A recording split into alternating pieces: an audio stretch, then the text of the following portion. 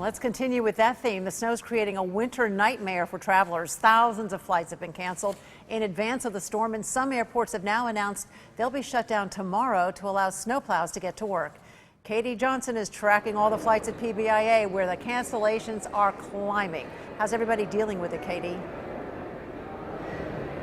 Good morning, Roxanne. You can see right behind me plenty of people here at PBIA waiting to go through security here at the airport. We've also seen a lot of people approaching the departure board, asking themselves out loud, is my flight canceled? And for some, that's the case. You can see right here, a flight to Washington, D.C. Many others as well, including those to Charlotte, North Carolina. And we just checked in with Fort Lauderdale International Airport. They're seeing dozens of cancellations there, too. And I just checked in with the flight tracking site, FlightAware. And so far, there are nearly 3,000 flights canceled so far today, and that number is expected to climb. If you're flying to the Midwest or Northeast today, make sure you check with your airline ahead of time to see if your flight is still on track.